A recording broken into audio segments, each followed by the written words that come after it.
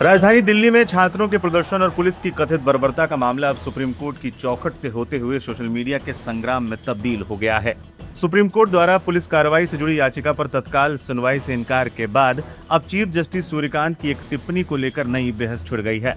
इस बहस में नया मोड़ तब आया जब सौरभ दास ने सीधे सीजीआई पर गंभीर सवाल खड़े कर दिए हैं।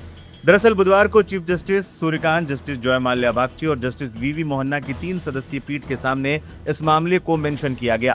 याचिकाकर्ता के वकील ने गुरुवार को मामले की जल्द सुनवाई की मांग करते हुए अदालत से पुलिस बल प्रयोग के वीडियो दिखाने की पेशकश की, लेकिन मुख्य न्यायाधीश सूर्यकांत ने 2 टूक शब्दों में कहा, हमें वीडियो देखने में कोई रुचि नहीं है, हमारे पास वीडियो देखने का समय भी नहीं है।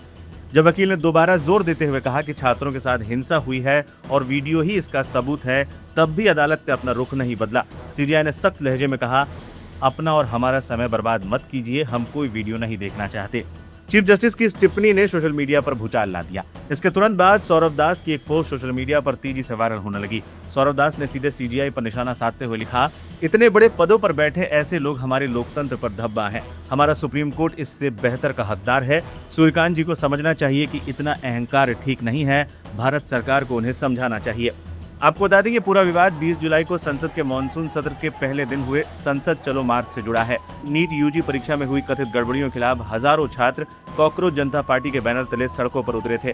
प्रदर्शनकारियों की मुख्य मांग केंद्रीय शिक्षा मंत्री धर्मेंद्र प्रधान का इस्तीफा और नेशनल टेस्टिंग एजेंसी एनटीए में सुधार की थी। एक तरफ छात्र अपनी हकों की लड़ाई लड़ रहे हैं, तो दूसरी तरफ सुप्रीम कोर्ट ने फिलहाल इस मामले को तत्काल सुनने से इनकार कर लिया है।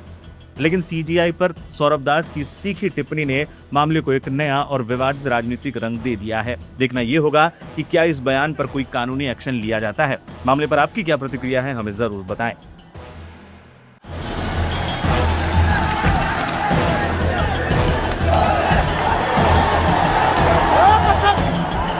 नीट परीक्षा पेपर लीक और एनटीए में सुधार की मांग को लेकर राजधानी दिल्ली की सड़कों पर संग्राम छिड़ा है।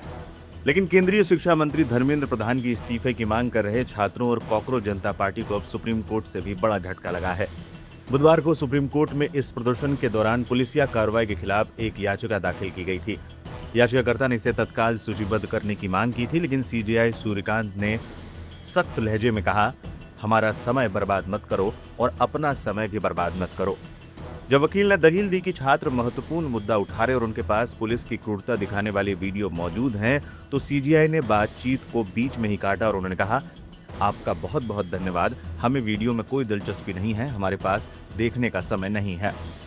आपको बता दें, एक दिन पहले दिल्ली हाईकोर्ट ने भी ये कहते हुए मामले से किनारा कर लिया था कि अदालत को इसमें मत घसीटे।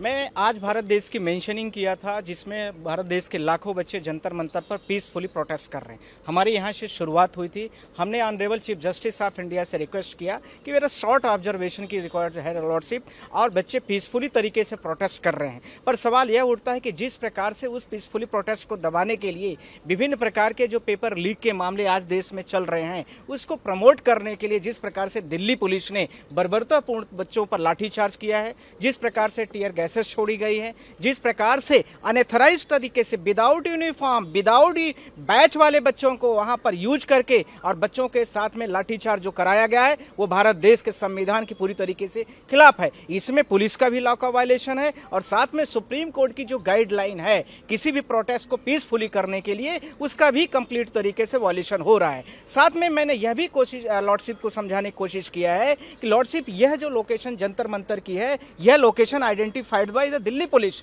And central government of India, और उसी में सबके प्रोटेस्ट होते हैं और पीसफुली होते हैं।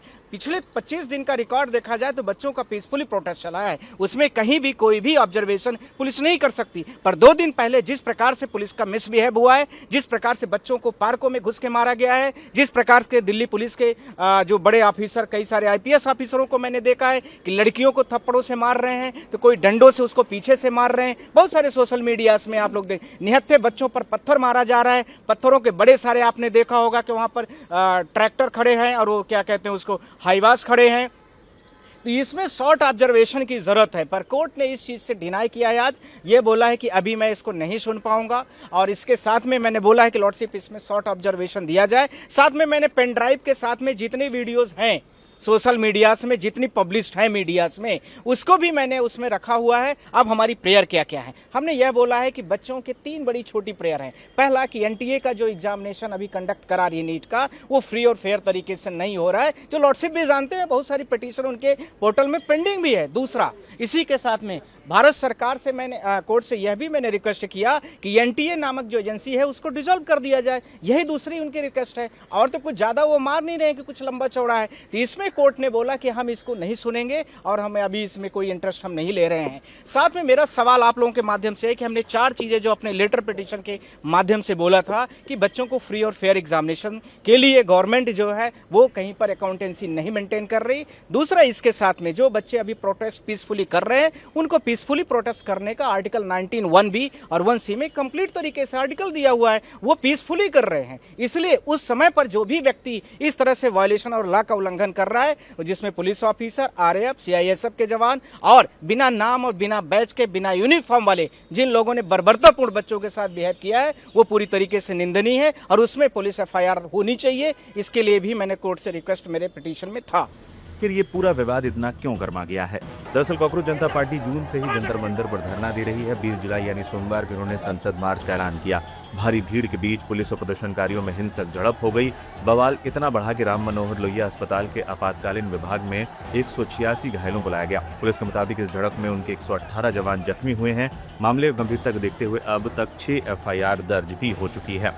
इस हंगामे के बीच सोशल मीडिया पर दावों की जंग छिड़ गई है। सीजेपी के प्रवक्ता सौरभ दास ने आरोप लगाया कि पुलिस ने शांतिपूर्ण प्रदर्शनकारियों पर पैलेट गन का इस्तेमाल किया। कुछ अन्य लोगों ने रैपिड एक्शन फोर्स पर इलेक्ट्रॉनिक स्टैन गन चलाने का आरोप लगाया, लेकिन दिल्ली पुलिस ने इन सभी दावों को सिरे से खारिज कर दिया है। पुलिस ने एक्स पर पोस्ट कर दावा किया कि पैलेट गन और स्टेन गन के इस्तेमाल की खबरें पूरी तरह से झूठी और भ्रामक हैं।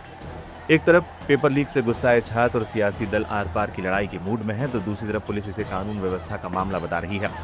और अब देश की सबसे बड़ी अदालत ने भी साफ कर दिया है कि वो इस मामले पर तुरंत दखल देकर अपना समय नहीं गंवाना चाहती। मामले को लेकर अभी भी छात्र जंतर मंतर पर डटे हुए हैं और भीड़ लगातार बढ़ती जा रही है। मामले को लेकर संसद में भी जबरदस्त गतिरोध देखने को मिला है।